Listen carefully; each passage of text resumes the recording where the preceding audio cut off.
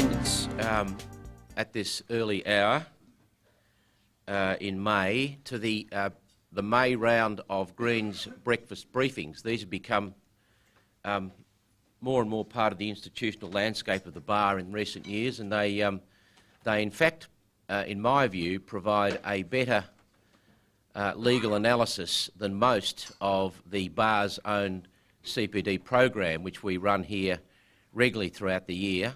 Certainly this turn-up is the equal of any program I've been to in the Victorian Bar's own CPD lectures, and I can tell you that the quality of the speakers and the quality of the papers being presented here today is certainly the equal of any that are presented here on a regular basis as part of the bar's own program. With the preservation of that great Australian tradition, which is almost as Australian as football and meat pies, that is the preservation of negative gearing for commercial and rental properties, we have an economic recovery underway, we hope, and with that economic recovery and the institution of negative gearing being preserved in the budget, as we'd all hoped, I think, there's likely to be more and more increases in landlord and tenant issues as we proceed with the recovery. And part of that will, of course, be the purchase of property by clients, and probably the purchase of property by you who are present here too, as part of our investment cycle. And at the moment the share market's looking so sick that I think property looks like a better bet in any event. So we can expect more and more instructions, both as solicitors and as counsel, for the preservation of the security of leases, in particular in relation to forfeiture of lease, when landlords are seeking to re-enter premises that have been less than well maintained or less than well preserved in terms of rental payment by their tenants. And it's in that context that we have these two papers being presented today. The first will be at the, if you like, the entry point of the lease that's being presented by Sam Hopper, and he presents a paper interestingly called Maximising Returns for Landlords on Re-entry. And the true import of that topic will become apparent as Sam proceeds through his paper. Sam has been at the bar since 2004. He has a specialisation in bankruptcy, insolvency, commercial law generally, but with a particular experience in property law, residential and retail tenancies. He appears frequently down at the tribunal, which since the 2003 Act, which he will refer to, as will Robert, has become increasingly the first resort in retail issues. He's regularly appeared down in VCAT and also in the Supreme Court when that now less frequent tribunal becomes of use. He, for instance, has acted in the Palace Entertainment Complex case at the St Kilda Triangle development, which achieved much fame in recent years. I think Robert Hay was also in that. He's written and contributed to many publications concerning property and commercial law in the context of retail tenancies, and I would recommend you to listen carefully to his talk. He'll speak to the paper and to read his paper on this issue. And I'll hand the lectern to Sam. Morning, everybody, and thank you for that kind introduction. Just a quick word about myself. I consider myself to be a full-service leasing barrister, so I have everything on my books at the moment, from acting for representative growers in the Timber Corp collapse, arguing about enforcing the terms of a series of subleases to get access to a fund of about $360 million. Down at the other end of the scale, I've got a residential tenancies dispute between a mother and a daughter down at over a family property in Geelong that was fought long and hard in the at VCAT down at Geelong. So, but the bread and butter of what I do on a daily basis is retail leasing disputes. spent a lot of time arguing cases down before previously Deputy President McNamara and now the new President, Deputy President Aird, who's recently been placed in charge of the retail tenancies list. Now, to that end, I've handed around a supplementary note that you should have titled New Procedures in the Retail Tenancies List. I'll just address you on that very briefly first. One of the problems that we've had for a long time at VCAT is the absence of a summons or interlocutory process procedure under either the VCAT Act or the VCAT rules. It's led to a lot of informality in the way people make an interlocutory application, usually just by writing to the registrar. It's also led to a lot of surprise advocacy or advocacy by ambush because there's no procedure setting out the time in which you are required to serve your affidavit material in support of an interlocutory application. To address that, the Deputy President has now published the Retail Tenancies List guidelines for interlocutory applications, and if you turn 2 pages into the supplementary note, you'll see that guideline's there. That sets out the Tribunal's expectations for making an interlocutory application, in particular an application for joinder. And then 2 pages further on, I've attached a copy of the interlocutory application itself. It's titled, the centre of the page, Application for Directions/Orders. Has a section in it, Orders Sought, and it asks you to set out the terms of the orders that you seek in that box. It's available in Word format on the VCAT website, so you can complete that in a more formal way than just handwriting it.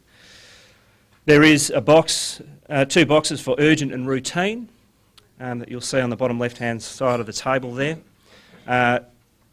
Practitioners are asked to tick the appropriate box, and Deputy President Aird has made it clear that every box that's ticked as urgent will cross her desk and she will make a decision on reading the papers over whether or not it is in fact urgent. She's made it very clear that practitioners are expected to be mature about the way they treat those boxes, because if she doesn't want to see every application being ticked as urgent, even though it's relatively routine. Over the page again, hidden on the second page is the real sting in the tail of this application document. You'll see there it says there are 2 dot points. The first one says copies of all documentation, including affidavit material, must be filed and served then for urgent applications by 12 noon the day prior to the directions hearing, and for routine applications by 12 noon 4 days prior to the directions hearing, with answering materials 2 days prior to. I haven't found anything in the VCAT Act or the VCAT rules that actually gives the Deputy President power to make a direction like that, but I think it can be taken as clearly representing the Tribunal's expectations, and you'll certainly do your client a service by complying with those expectations, because you'll have a far friendlier tribunal when you appear. Then the sting in the tail is the second dot point. Costs may be ordered if the relevant documentation is not filed and served as required, resulting in an adjournment of the directions hearing. So be aware of those documents. They're new. They're available on the VCAT website. Over the page again is a proposed consent timetable. This is another initiative that is in the process of being introduced by the Deputy President.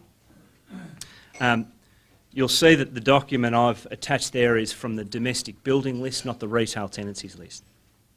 I've been told by the Deputy President that the registry is in the process of preparing a standard form interlocutory timetable that will soon be published on the VCAT website, but I checked last night and it is not yet there.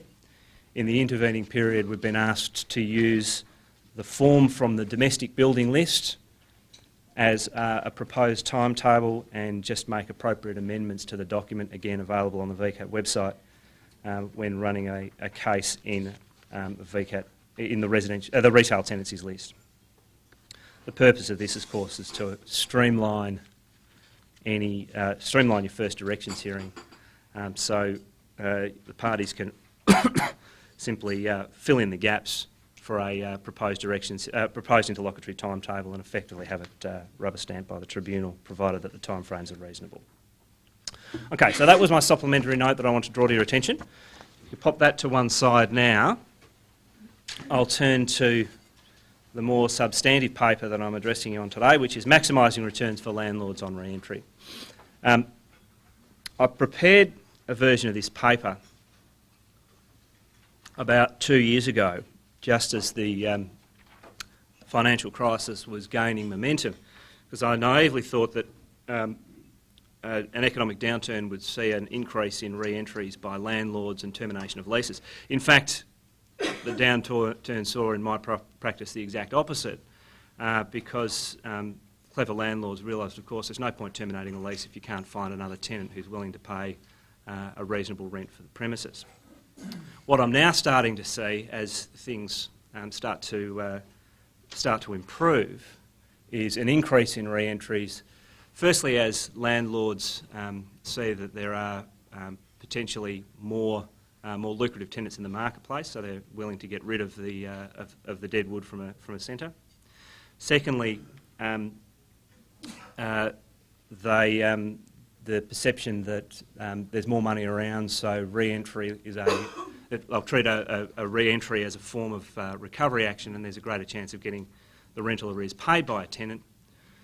And thirdly, a lot of landlords are starting to either have new development projects on their books, or reviving old projects, and need to clear some space and get access to certain premises in order to redevelop.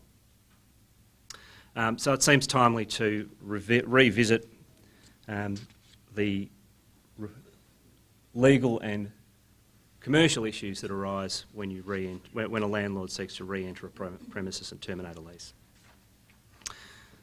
The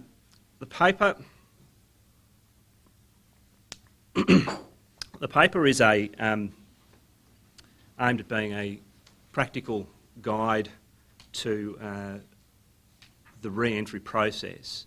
It's one that I suggest you put on your file, and when a landlord approaches you with a view to terminating a lease, have a read of the paper before starting the process, so that you can map the process out, think about some of the issues that may arise down the track, and then follow it through as a step-by-step guide as you take your client through a process that can be quite difficult and traumatic, both for the landlord and obviously for the tenant. The first consideration when your landlord seeks to re-enter and terminate a lease is, of course, when to re-enter the premises. The main issue, I think, sort of the threshold issue is to determine whether or not, on termination of a lease, the landlord's going to pursue either the tenant or its guarantor for any arrears or any loss of bargain damages down the track. If you form the view that the tenant's hopelessly insolvent and there's nothing worth pursuing, then the answer is fairly simple: re-enter as soon as possible, get yourself certainty of possession of the premises and move on. If you think that there's some money out there, or that either the tenant or more usually the guarantor has some assets that might be worth pursuing, then you need to think carefully about the appropriate time to terminate the lease. You're balancing two things when you consider this time. The first thing is securing your ability to pursue a claim against the tenant on the one hand. The second is securing access to the property. The moment the landlord re-enters the premises, well, in fact, I'll go back a step from that. While the lease is on foot, rent accrues, that rent accrues as a debt, and it's a relatively simple case to prove and pursue rental arrears prior to termination. Once you re-enter and terminate the lease, the landlord's claim against the tenant until the premises is re-let becomes a damages claim. The damages claim is largely a loss of bargain damages claim, which is the difference between rent that the landlord would have received under the lease had it remained on foot, less the amount that the landlord did in fact receive when the premises was relet. At that point, the landlord also has an obligation to mitigate its loss.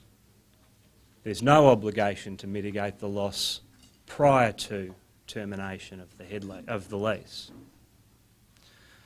So once you re-enter and terminate the lease, the landlord's obligations are increased, and the obligations in proving its case are more difficult after that date. Now, the converse of that, so that of course would suggest that if you're intending to pursue the tenant or the guarantor, the later the better for the re-entry. On the other hand, Robert will tell you that once the landlord re-enters, the tenant has the option of pursuing an application for relief against forfeiture. They may also seek to pursue there are various other options available, making an equitable set-off, making a damages claim, seeking an equitable set-off, things along those lines. But the tenant does have a number of options available to it after re-entry, which can throw into doubt for a period of time after re-entry whether or not you actually have possession of the property. So in order to secure access to the property for either for a development or for another tenant that you've entered into an arrangement with, you want to re-enter as early as possible. The landlord has to, well, you and your landlord client will need to think carefully about what is the appropriate time for your client in your circumstances to re-enter the premises.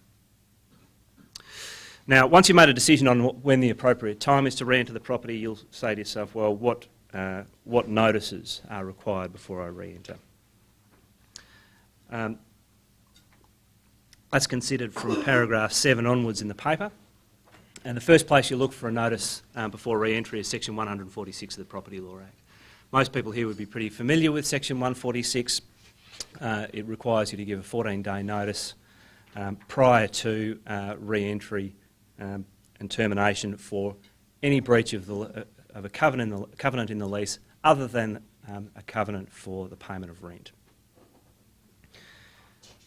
Section 146 was amended in 2005. It was amended following the Apri-Arden decision. In Apri-Arden it was held that a breach of a fundamental covenant in a lease or the acceptance of repudiation is not breach and termination of a lease and did not require a notice under section 146 of the Property Law Act as it was then drafted. That was a decision that was criticised because it allowed a landlord to specify in the terms of a lease that a very, very large number, if not all of the leases, all of the terms of the lease were fundamental covenants, which then would allow the landlord to essentially sidestep and frustrate the purposes of section 146 of the Property Law Act. As a result, amendments have been made that have been underlined under paragraph 19 of my paper. You'll see now that a section 146 notice is now required for a breach of any covenant or condition in a lease. The important words are including a breach amounting to repudiation. Now,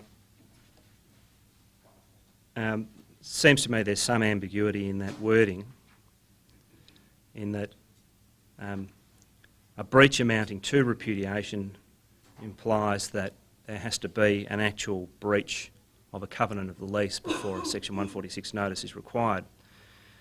It may be that pure if you like, anticipatory breach or common law repudiation, words or conduct indicating an intention that the tenant does not intend to be bound by the terms of the lease, may not be caught by the words of these amendments.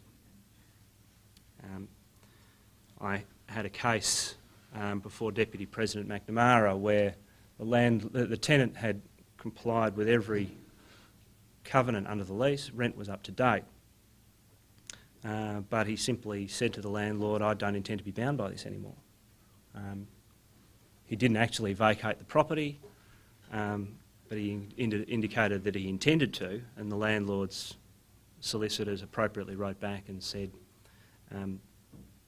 well, we accept your repudiation of the lease, please leave by a particular date, and he did, and then we pursued loss of bargain damages following from that repudiation.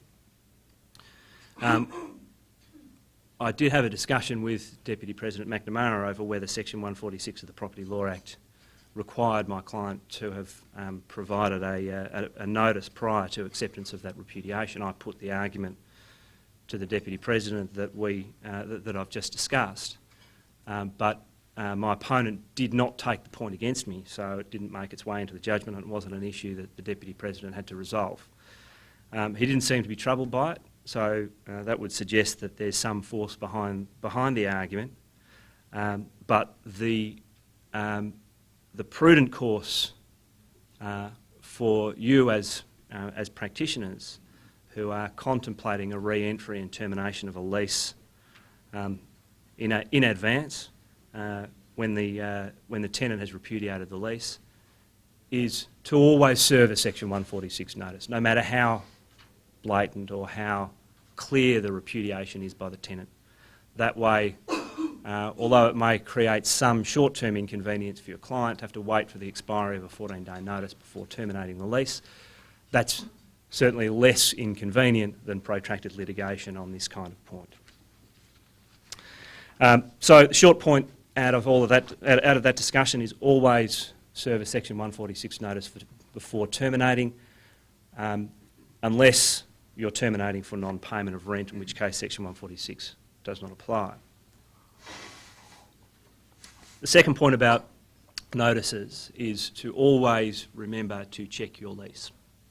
Although Section 146, subsection 12, means that there's no obligation to serve a 146 notice for non-payment of rent, often your lease will prescribe it, and it's a problem that's often overlooked. The Standard Law Institute lease contains an obligation to give 14 days notice of, or 14 days demand before terminating for non-payment of rent, but that obligation is in a sub-clause that's slightly removed from the standard rent clause and is not in the default provisions of the lease. It's one that people regularly overlook. Be very careful. Read your lease thoroughly before terminating to make sure that there's no sneaky notice provisions that you've overlooked. The next point in the paper is relief against forfeiture. I've just been told I've only got 5 minutes left, so I'll leave relief against forfeiture to Robert Hay. I'm haggling. I've now been given 7 minutes. That's it. My circumstances are improving. I'll leave relief against forfeiture to Robert. The next point is ways to terminate the lease. There are three sort of standard ways to terminate a lease. Standard physical re-entry, go down and change the locks. Re-entry by notice, send a letter to the tenant, post a letter on the front of the premises. Third, which is really a species of the second, is issue proceeding seeking possession of the property, and the re-entry is effected by service of the writ. Each method has advantages and disadvantages, and they're set out in a dot form in the paper to assist you and your client in structuring your thoughts as you analyse the advantages and disadvantages of each approach. But I'll tell you a very quick war story that illustrates the difficulties in both approaches. I was acting for a landlord who had one of the worst rogue tenants I've come across in my time in practice. He had fallen into what appeared to be arrears of rent, was having negotiations with the landlord directly, the landlord's lawyer and the real estate agent at the same time. The real estate agent formed the view that he was in arrears, went down on a Thursday night, changed the locks and kicked him out of the property. On the Monday, the tenant went down with his own locksmith, took the locks off, broke back in, changed the locks and took possession of the premises again. From that day forward, he stopped even pretending to pay rent, but the landlord became fairly gun-shy about physical re-entry, so issued a writ of possession in the county court. By the time the writ was issued, he was about 3 months in arrears, and I think it was something like, it was around the $35,000 mark that he was in at that point. It took the sheriff about 5 months to get to the property. When the sheriff turned up, it was turned away by the tenant. The tenant then made an application to set aside the default judgment. By that stage, the rental arrears were something like $50,000. He made an application, he based his application to set aside the judgment on a damages claim that arose because a big client came past on the Friday, saw that he wasn't there, and took all of his business elsewhere. The rental arrears, as I said, were about $50,000. Unsurprisingly, the amount of business that he took away was $60,000. When we started to go through the papers, it seemed that the landlord himself had given an indulgence to the tenant that he hadn't told the real estate agent about, and in fact the tenant was not in rental arrears on the Thursday. He would have fallen into rental arrears on the Friday. So he had an arguable trespass and wrongful termination claim and a damages claim that just exceeded the amount of the rental arrears. We were then entered into an interlocutory timetable. By the time they got round to filing their counterclaim, their rental arrears had got closer to $70,000. The counterclaim then moved to $80,000. We then moved to mediation. By the time we got to mediation, the arrears had got to about $100,000. The damages claim had mutated to $110,000, and on it went. And by this stage, my client was fairly sick of the process, fairly frustrated, and by mediation, the best that he could do out of a judgment was a termination with possession and a cost order against a cost order and a rental and a judgment for rental arrears against a $2 company, and he ended up throwing in the towel and essentially letting the tenant go after having acquired 1 year's worth of rent, possession of the property for free. Point of that story, it was a disaster for the landlord, and the point of that story is to say, plan your re-entry properly and don't arm the tenant with an arguable counterclaim, which can then give them bargaining power that can allow them to obtain a fairly significant commercial advantage over your landlord. I'm told that I've got 2 minutes left, so I'll very quickly draw your attention to the section of the paper starting at paragraph 33. That's tenant's goods left on the premises. Even when you effect a good re-entry, the tenant's goods left behind can be a real problem. If you deal with the goods improperly, that also can arm your tenant with a counterclaim against you, which they can then use as an arguable defence and to obtain a forensic advantage in your rental arrears or damages claim. Look carefully to the terms of your lease. In fact, I'll go back a step quickly. The landlord is the bailee of the goods that are left behind on the premises. That means that you hold them for and on behalf of the tenant, and you have an obligation to preserve them and to act reasonably with respect to those goods. If Turn to your lease for terms on how to dispose of the goods. However, most leases are silent on disposal of goods, at least most leases that I deal with. That means you'll need to turn to the provisions of Part 4A of the Landlord and Tenant Act. Not many people know about those provisions. Mark, put a little asterisk beside them in the paper there. They're the only way to get rid of the goods, of goods left on the premises at the moment if your lease doesn't tell you how to do it. I've never had to use those provisions myself. Everyone who does use them tells me that they're very, very difficult and impractical, and I can see a few nods around from people who apparently have used them.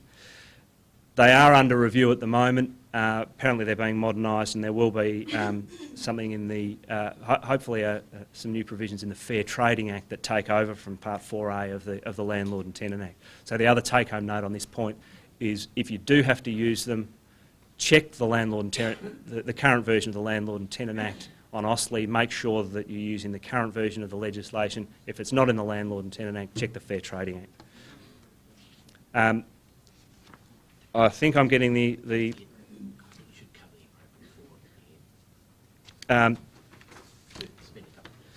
I'll discuss briefly as well the section starting at paragraph 37 of the paper, which is suing the tenant and the guarantor.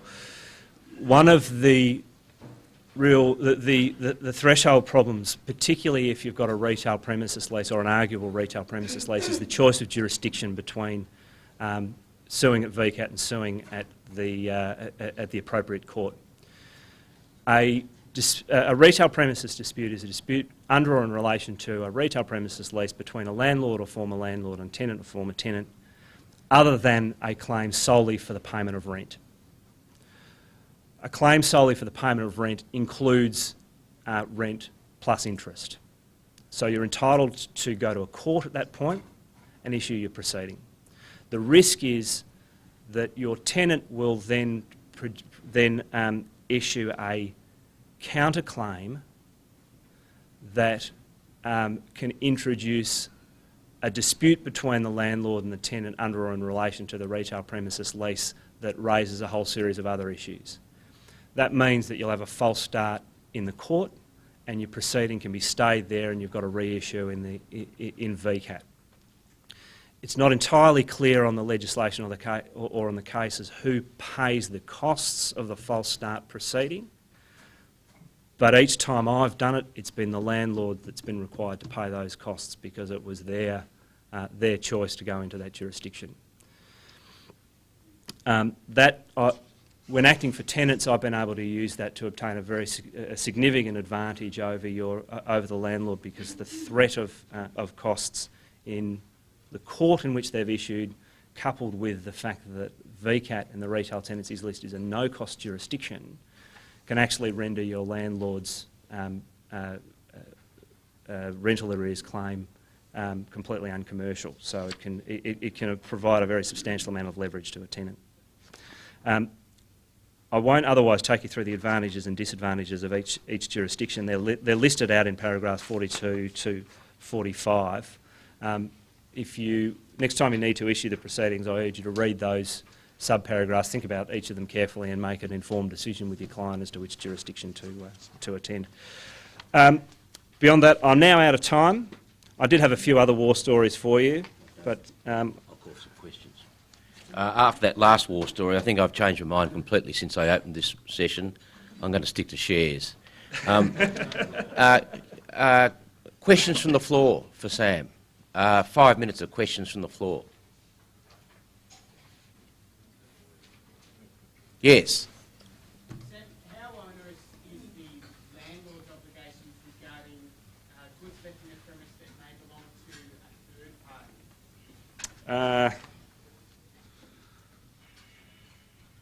Don't know. Goods left that may... Oh, look, you'd just be the bailey of those as well, I would have thought. I'm not sure off the top of my head whether the provisions of Part 4A actually cover third-party provisions. I've got a client who is in the rental game of equipment, and we often have arguments with landlords who've terminated, arguing about the onus of proof in order to establish this as a housing to get them out. Why would the onus of... how does the onus of proof come up? I mean, wouldn't it... You're the bailee of the goods. You can't dispose of them... Unless the Landlord and Tenant Act allows you to dispose of them, you can't dispose of them except to their owner. You've got a duty of care over them. Beg your pardon? Won't let you go in to collect them either. Who won't? The landlord won't Oh, allow. the landlord's... Collect his goods. I think the landlord's obliged to allow them to collect their goods. Well, unless it's a dispute between the third party and the tenant as to the ownership of the goods. Is that the context of the dispute? It's usually a dispute between the owner of the goods and the landlord as to whether the owner can really establish its ownership and what evidence needs to be provided in order to gain access and retrieve the goods. If there's a dispute between the tenant and somebody else, I wouldn't want to be deciding it. You'd almost want the tenant and the third party to go off to court and get their own declaration. You'd have to, because it's not my point. I don't have any jurisdiction to determine that as a landlord. But in the intervening period, I think the landlord's just got to hold them. You'd have I would have thought, as the bailee of the goods, you'd have a lien over the storage costs, and you wouldn't release them until you had those storage costs paid. But I wouldn't be trying to make that decision yourself. Do you agree with that? Yeah, I think that sounds like when I was a junior doing those sorts of disputes, it was a quick entry to the practice court or to the county court chambers to have the court determine ownership and custody of the goods where they're in dispute with a third party. I'm not sure of the present situation because the legislation has become so complex, and you've got the Supreme Court and you've got the county court on the one hand, you've got VCAT on the other hand. You probably get a quick remedy at VCAT, but you could make an inquiry in that regard. More questions? I think that's right. You'd just be able to get to VCAT on it. Yeah. More questions from the floor? Yes. Would you, on re-entry, would you agree that a landlord, if he wants to prevent or make it difficult for the tenant to re-enter, should remove, say, the electrical board or anything else of that sort, so that they can't continue to trade in the premises? Well, the funny thing was, I'll get your name up. the tenant who broke back in that case actually was arguably right to re-enter because the real estate agent had gone and changed the locks a day early, so the lease hadn't been properly terminated. If you had wrongfully re-entered, taken out all the power boards and removed his fit-out, then the tenant rightfully came back in and couldn't trade. You've just amplified his damages claim against you. So you want to be very careful doing something like that. All right. I'll have to bring Sam's paper and answers to questions to conclusion there. If you could perhaps join your hands and thank him for his able presentation.